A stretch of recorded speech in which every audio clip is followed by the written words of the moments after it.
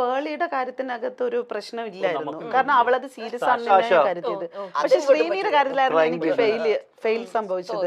കാരണം ശ്രീനി എനിക്ക് പേഴ്സണൽ അറിയാം, അപ്പം ശ്രീനിയുടെ പുറത്തെ കാര്യങ്ങളെ പറ്റിയിട്ടൊക്കെ എനിക്ക് അറിയാന്നുള്ളത് കൊണ്ടിട്ട് ഞാൻ അത് അങ്ങനെ വിശ്വസിച്ചില്ല. പക്ഷെ പേളി പലപ്പോഴും സംസാരിക്കുന്ന ചില കാര്യങ്ങളിൽ എനിക്ക് ഫീൽ ചെയ്തിട്ടുണ്ട്.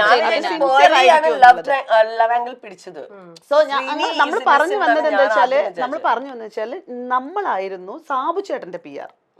അതായത് വേറെ പുറത്തുള്ള PR ഒന്നും ഉണ്ടായിരുന്നില്ല ഞങ്ങളുടെ സീസണിൽ. PR ഇല്ല, പക്ഷെ പേളിക്ക് ഒരു ഹ്യൂജ് ഓഫ് സപ്പോർട്ടിങ് ആ ഒരു സീസണിൽ വന്ന സമയത്ത് ഞങ്ങൾ ഇറങ്ങിയ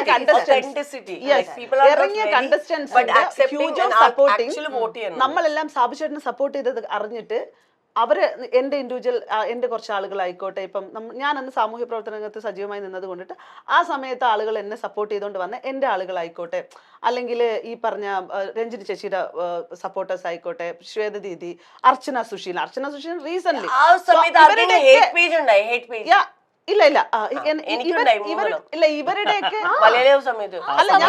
ഇവരുടെയൊക്കെ സപ്പോർട്ടിങ് ആയിരുന്നു സാബു ചേട്ടന് കിട്ടിയത്. സാബു ചേട്ടന്റെ സപ്പോർട്ടും കൂടാതെ എല്ലാവരുടെയും കൂടെ ആയപ്പോഴാണ് സാബു ചേട്ടന് വിന്നർ ആവാൻ പറ്റിയത്.